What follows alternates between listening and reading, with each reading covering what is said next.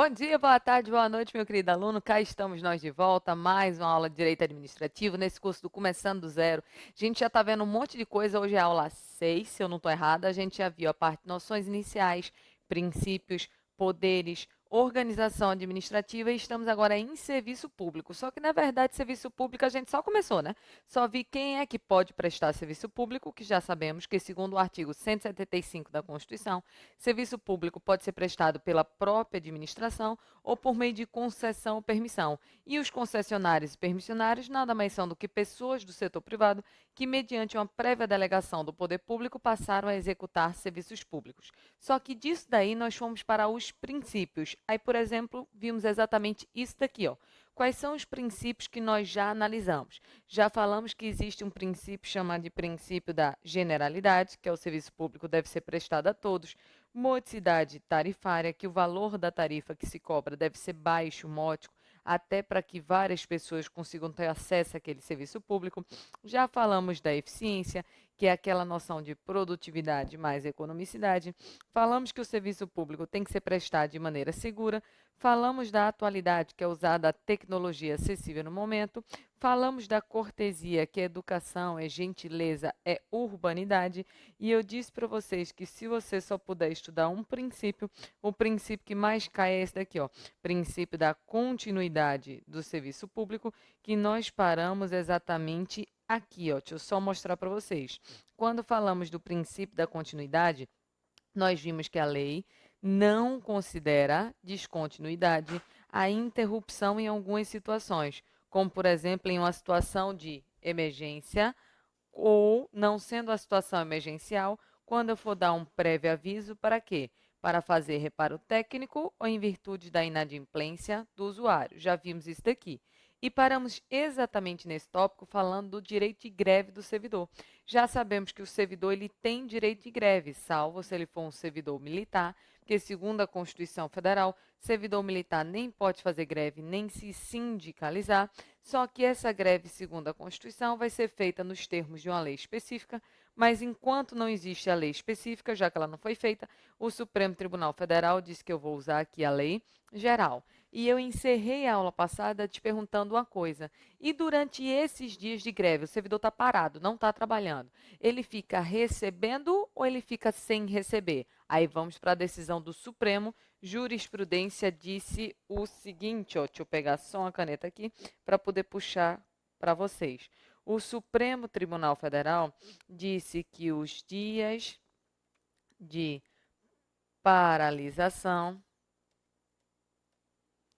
são não remunerados, salvo se a greve for motivada por um ato ilícito do poder público.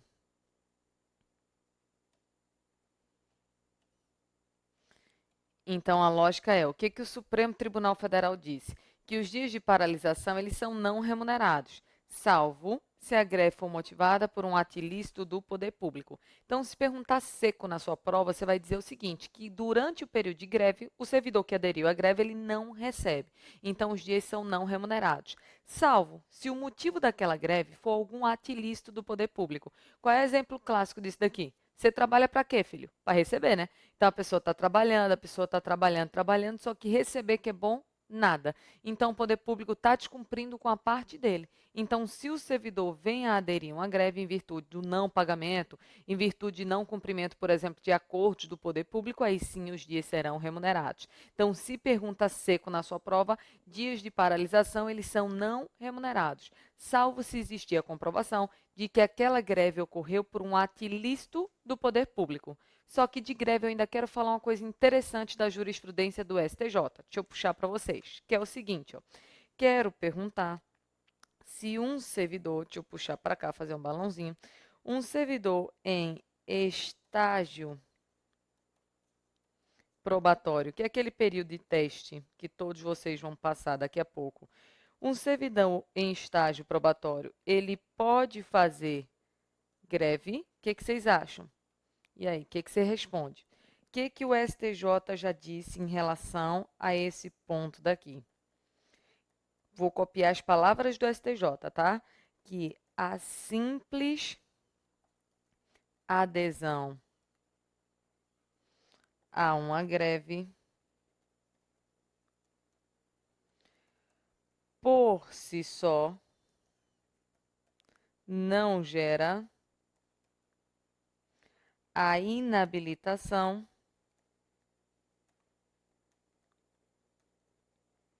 no estágio, vou resumir aqui, tá? Probatório. Então, a simples adesão a uma greve por si só não gera inabilitação no período do estágio probatório. Vamos por partes. O que a Constituição Federal diz? Diz que o servidor pode fazer greve. Eu te pergunto, em algum momento a Constituição... eita, quase que não sai, hein, pessoal? Em algum momento a Constituição escreveu que era o servidor estável que poderia fazer greve? Não. Ela diz que o servidor pode fazer greve. Então, qual é o entendimento do STJ? É qualquer servidor, seja ele estável, seja ele não. Então, tecnicamente, é seu primeiro dia de trabalho, você está aqui no período do estágio probatório. Você já pode aderir ao movimento grevista, sim ou não? Sim. Então, o simples fato de você aderir àquela greve por si só, ou seja, só por isso, já é motivo suficiente para te reprovar no estágio probatório? O STJ diz que não. Então, não é a simples participação de um servidor em estágio probatório que gera a reprovação dele no estágio probatório. Responda assim na prova, tá certo? Na prática, eu aconselho o seguinte: você está em estágio probatório, o povo está fazendo greve, fique quietinho trabalhando, tá certo? Na prática, você trabalha, tá? É mais seguro para você. Agora, na prova, você diz que um servidor em estágio probatório pode aderir à greve normal, que isso não gera a reprovação dele no estágio probatório. De princípio, então, da continuidade, era isso que eu tinha que fechar com vocês. Só que perceba o seguinte, ó. Já sabemos, então, que esse princípio da continuidade do serviço público gera a não interrupção do serviço público. Já sabemos o seguinte, ó, que princípio da continuidade do serviço público, ele gera não interrupção da prestação daquele serviço. E isso vem a ser a regra.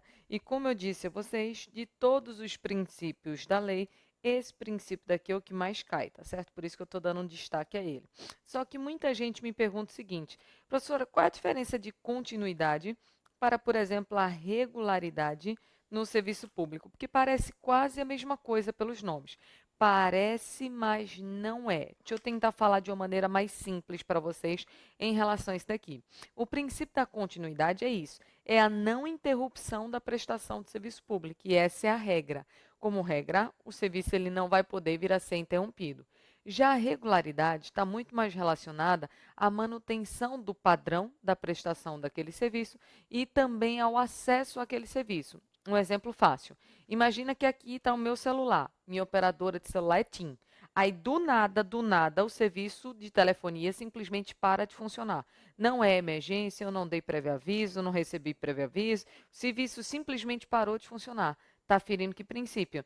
Da continuidade, porque gerou uma interrupção.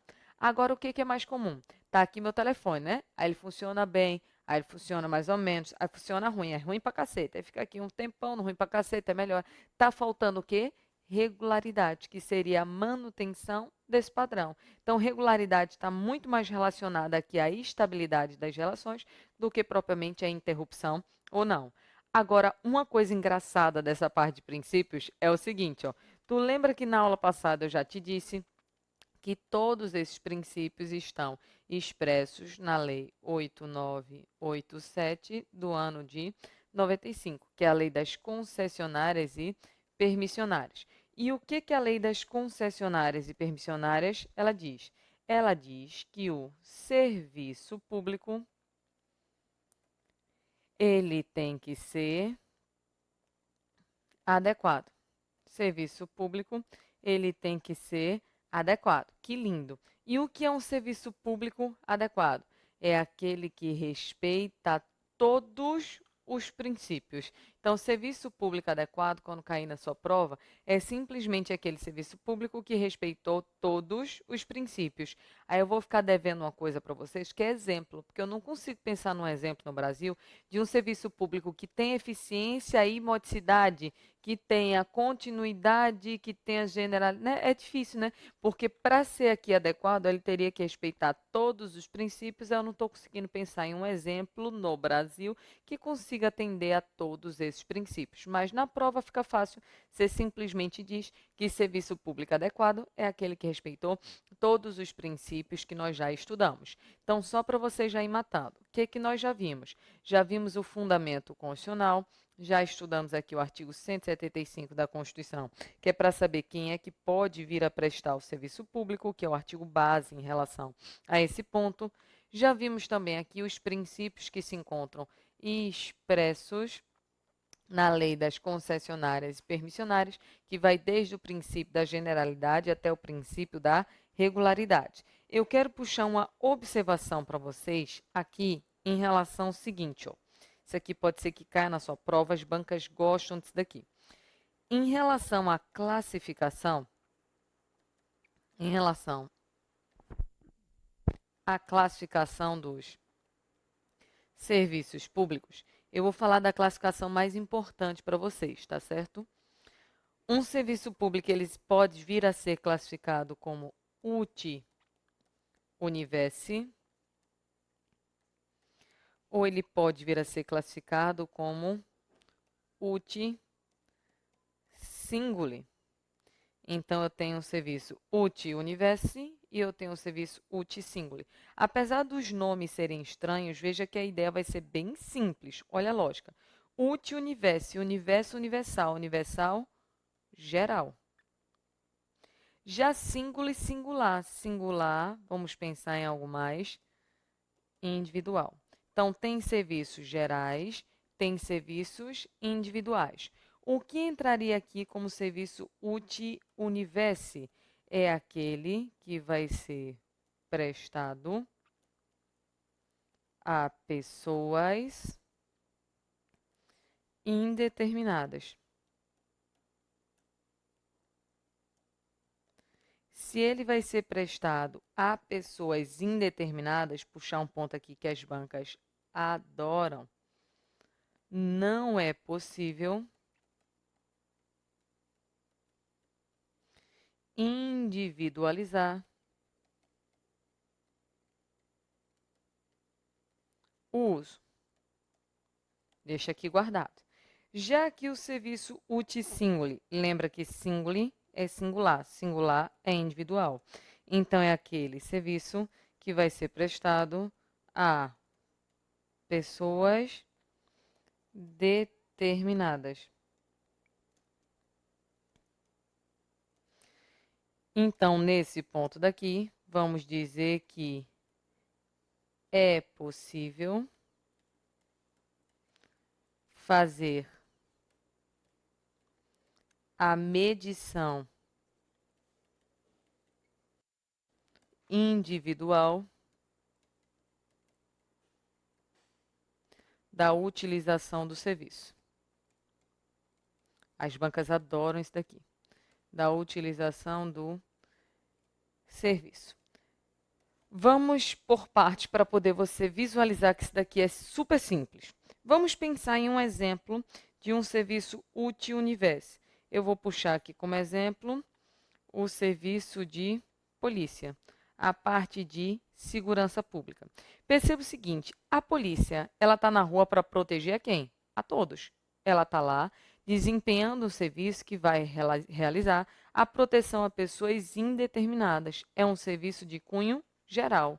E com isso não vai ser possível individualizar o uso. Então perceba que nesse serviço de segurança pública, a segurança está lá para proteger toda a sociedade. É um serviço geral. A polícia não está na rua por causa de mim. É muita prepotência você achar, não, o policial está aqui porque eu, Ana Cláudia, estou na rua. Pelo amor de Deus, né? A polícia está aqui para proteger toda a sociedade. Então é um serviço geral. E não é possível se fazer a medição individual de serviço. Não tem como eu dizer quem está usando mais ou menos da polícia. A polícia está sendo usada por todos. Aí eu te pergunto, como é que é custeado esse serviço público de polícia?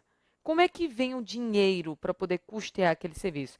Mediante o pagamento de impostos. Pensa comigo, toda a sociedade paga os impostos, então aqueles impostos vão ser usados para poder ajudar a custear aquele tipo de serviço geral. Então, vamos analisar que isso vai ser importante para uma coisa. Então, o serviço útil universe, ele vai ser custeado mediante o pagamento dos impostos. Aí pensa comigo, se eu uso o dinheiro dos impostos para poder custear esse serviço, quem é que vai prestar esse serviço? A própria administração, já que é ela que vai usar o dinheiro dos impostos para poder desempenhar aquela atividade. Então, veja que o serviço útil universe, eles não vão ser repassados, por exemplo, a uma empresa privada. Não vai ser repassado mediante concessão ou permissão. Por quê? Porque se o poder público tem que usar o dinheiro dos impostos para poder custear aquele serviço geral, é a própria administração diretamente que vai prestar aquele serviço. Então, o serviço útil universo é serviço geral. Ele vai atingir pessoas indeterminadas. E atingindo pessoas indeterminadas, o sistema como um todo, os impostos como um todo, vão ajudar a custear a prestação daquela atividade. Então, quem é que desempenha aquele serviço? A administração. Exemplo fácil. Existe licitação, por exemplo, para repassar o serviço de polícia a uma empresa privada? Tem alguma empresa privada desempenhando a atividade de polícia? Não. A polícia é desempenhada pelo Estado, a polícia é desempenhada pela União, pela própria administração, porque ela usa o dinheiro dos impostos para poder custear aquela atividade. Agora, olha a diferença. Quando eu tenho aqui um serviço uti singuli, singuli é individual. Deixa eu dar um exemplo fácil para vocês. O exemplo é tudo que é domiciliar, tá certo? Eu vou botar aqui o exemplo de energia elétrica domiciliar. Então, a energia que chega numa linguagem bem simples na sua casa. Veja que ela vai atingir uma pessoa determinada. Então, é algo de cunho individual. Então, eu vou poder medir individualmente o quanto você está usando. Aí eu chego num ponto. Aquilo que você paga à concessionária de energia vai ser chamado de quê? Vai ser chamado de tarifa. Pensa comigo. Quanto mais você usar da energia na sua casa, mais alto é o valor da tarifa. Quanto menos você usar de energia, mais baixo vai ser aqui o valor da tarifa. Então, perceba que a tarifa ela é variável e vai depender da quantidade do seu uso. Então, aqui, como eu consigo medir, quanto mais você usa, mais você paga. Quanto menos você usa, menos você paga.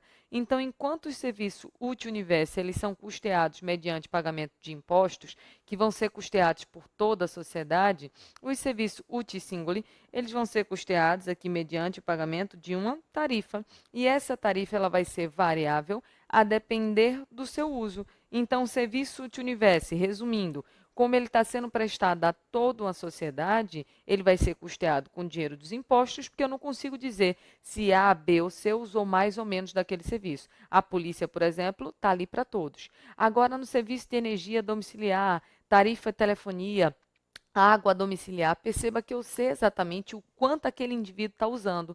Então, eu consigo medir. Quanto mais ele usa, mais ele paga. Quanto menos ele usa, menos ele paga. Então, perceba que existe essa variação na tarifa a depender do uso. Então, serviço útil e singuli é possível fazer a medição individual. E quem é que vai poder prestar esse serviço? Fácil. Pensa comigo.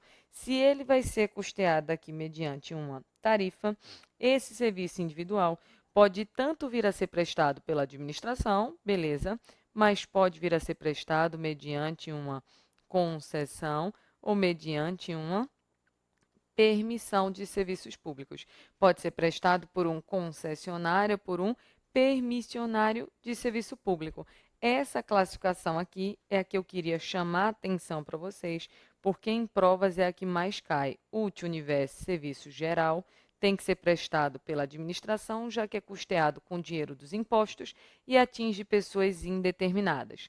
Serviço útil singuli é um serviço individual, então eu sei quem está usando daquele serviço. Pode ser prestado tanto pela administração quanto mediante concessão ou permissão. E como é individual o serviço, quanto mais você usa, mais você paga. Quanto menos você usa, menos você paga, porque é possível aqui fazer a medição individual da utilização daquele serviço. Então, queria chamar a sua atenção para esta classificação daqui, que para efeito de prova é a classificação mais interessante. Só que a gente vem falando o seguinte, ó, voltei para cá, que o serviço público ele vai poder vir a ser prestado por quem?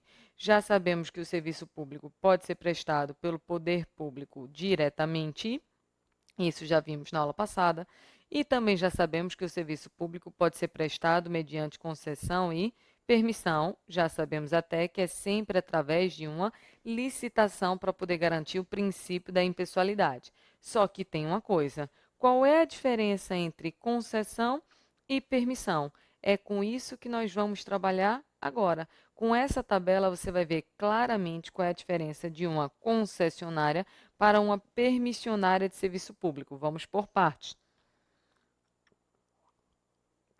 Você vai perceber que, de início aqui, eu vou simplesmente mostrar quais são os pontos em comum. Pensa comigo o seguinte, ó, tanto a concessão quanto a permissão, a Constituição já diz que tem que ter uma prévia licitação. Isso é até para garantir impessoalidade e moralidade, né, pessoal? Depois que licitou, com aquele que der a melhor proposta, o poder público vai lá e assina um contrato. Veja que até agora está tudo igual. Contrato assinado, vai ser feita uma delegação. E delegação, numa linguagem bem simples, é repassar a execução de um serviço público. Então, veja que até agora o que eu grifei não tem diferença entre concessão e permissão. Tanto a concessão quanto a permissão precisam de uma licitação. Após a licitação, com aquele que der a melhor proposta, eu assino um contrato. Contrato assinado, vai ser feita uma delegação. Delegação feita, eu repasso a execução de determinado serviço público. Então, até agora, a gente não consegue saber se aquilo que está sendo falado é uma concessionária ou é uma permissionária. Já vou deixar você calmo com uma coisa. Nunca na sua prova vai dizer, por exemplo, o nome de uma empresa para você dizer se é concessão ou permissão, porque, pelo amor de Deus, daqui que a gente decorasse tudo que é contrato que o Estado fez para saber se é concessão ou permissão, a gente morreu e não decorou nenhum décimo. Então, logicamente, na hora da sua prova, se ele quiser a diferença de concessão e permissão, ele vai colocar palavras-chave. E palavras-chave que se encontram na lei. Como eu já disse para vocês, a lei das concessionárias e permissionárias, ela coloca a distinção de uma concessão para uma permissão. Então, ele vai fazer esse jogo de palavras para poder você matar qual é o instituto. Por exemplo, tanto na concessão quanto na permissão, já sabemos que tem licitação. Só que perceba que aqui na concessão, a licitação vai acontecer em uma modalidade chamada de concorrência. Já aqui na permissão, tem licitação, mas é licitação em qualquer modalidade. Já vou falar uma coisa para vocês. Licitação é um assunto que a gente vai estudar um pouco mais para frente. Um pouco não, bem mais para frente, né? Então, lá quando a gente estiver estudando a parte de licitação, na 8666, que é a Lei Geral de Licitação e Contratos, vamos ver que existem modalidades de licitação. Numa linguagem simples para a aula de hoje, dentro da proposta de hoje. O que é modalidade de licitação? É o modo como a licitação caminha até chegar ao seu final. Então, existem modalidades que são mais demoradas, como, por exemplo, a concorrência. Existem modalidades mais rápidas e para valores menores, como, por exemplo, convite. Existe modalidade que é só para vender bens, como, por exemplo, leilão. Existe uma modalidade em outra lei chamada de pregão, que é só para comprar. Então, modalidades são as características, o modo como o procedimento licitatório caminha até chegar ao seu final. O que importa é, na Lei 8 Capeta, que é a Lei 8666, que é a Lei Geral de Licitação, tem 5 modalidades de licitação: concorrência, tomada de preço, convite, concurso, leilão. Professor, e o pregão? O pregão está em outra lei, tá? 10.520. Vamos focar aqui na 8666. Na 8666, eu tenho 5 modalidades de licitação. O que importa hoje, na aula de hoje, é o seguinte, ó, se eu tenho aqui uma concessão, necessariamente a licitação tem que acontecer na modalidade concorrência. Não pode ser numa modalidade chamada tomada de preço, não pode ser no convite, tem que ser concorrência, é um jeito babaca decorar. Se é uma concessão, CONC, vai ser uma concorrência, CONC. Já a permissão tem licitação, mas tem licitação em qualquer modalidade. Aí deixa eu te perguntar uma coisa. Imagina que vem na sua prova uma questão dizendo assim: O Estado da Paraíba, desejando repassar o serviço de transporte à iniciativa privada, fez uma licitação na modalidade concorrência e com o vencedor assinou um contrato. Eu te pergunto, esse contrato é de concessão ou permissão? Cuidado! Eu escutei algumas pessoas dizendo assim, concessão, a licitação não foi na modalidade de concorrência, só que essa questão que eu fiz para vocês, na verdade, foi de raciocínio lógico, porque pensa comigo, se aqui na permissão a licitação é em qualquer modalidade, pode, inclusive, ser usada a modalidade da concorrência. Concorda? Não é que vai ser usado, mas pode ser usada a modalidade da concorrência. Então, quando falar na sua prova que a licitação foi na modalidade de concorrência, não diz nada, porque pode ser concessão ou permissão. Mas se, por exemplo, disser na sua prova que a licitação ocorreu numa modalidade chamada tomada de preço, nem importa o que é tomada de preço hoje, mas com certeza é um o quê? Permissão. Se disser que a licitação foi na modalidade chamada convite, com certeza é o quê? Permissão. Se disser que obrigatoriamente teve de ser usada a concorrência, aí vai ser um o quê? Concessão. É esse jogo de palavras que vai cair na sua prova. Então, veja que já matamos um ponto de distinção. Vamos para outro. Tanto a concessão quanto a permissão delega a execução de um serviço público. Agora, o que pode acontecer em algumas situações? Pode ser que o poder público repasse um serviço público, mas junto do serviço público repasse também a execução de uma obra. Vou logo dizer para vocês, toda vez que falar em obra ou de concessão, falou em obra, o que o poder público está repassando é uma concessão. Deixa eu dar um exemplo bem simples para vocês. Exemplo clássico de prova é o ônibus, tá certo? Essas empresas de ônibus são empresas privadas, né? Concessionárias ou permissionárias. Aí olha a lógica, essas empresas de ônibus, para poder executar aquele serviço público, elas fizeram alguma obra? Não. Elas participaram de uma licitação, assinaram um contrato, pegaram os ônibus, botaram na rua e agora os ônibus estão rodando, fazendo serviço público de transporte coletivo de passageiros. Então, perceba que aquele ônibus, como está prestando um serviço público sem ter executado uma obra, pode ser uma concessão de serviço público ou pode ser uma permissão. Então, as empresas da sua cidade, não sei o nome da sua, mas, por exemplo, aqui tem várias. Tem uma empresa chamada Borborema, outra Pedrosa, outra chamada Metropolitana. Elas podem ser tanto uma concessão de serviço público quanto ser uma permissão. Porque falou em execução de serviço público, a execução pode ser feita por concessionários ou permissionários. Agora, cuidado.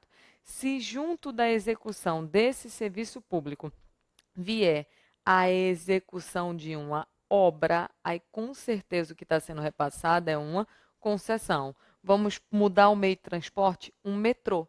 Então, o poder público quer executar agora um serviço de metrô. Só que antes tem que ser feita a obra do metrô. Então, a empresa vai lá, faz a obra do metrô. Depois que fez a obra do metrô, ela pode executar aquele serviço de transporte de passageiros, sei lá, por 30 anos. Estou inventando um prazo.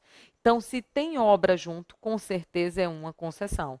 Esse é outro ponto de diferença. Concessão pode ser serviço público ou serviço público mais obra. Já quando eu falo aqui em permissão, permissão somente pode ser dada para poder você prestar serviços públicos. Aí são esses os pontos-chave que você vai ter que ir memorizando. Falou em licitação na concessão, tem que ser concorrência. Já permissão é qualquer modalidade. Falou em concessão, pode ser serviço público ou serviço público junto de uma obra. Aí você vai decorando os pontos de distinção. E quem é que pode receber essa concessão? Quem é que pode receber essa permissão? Eu tenho certeza de uma coisa.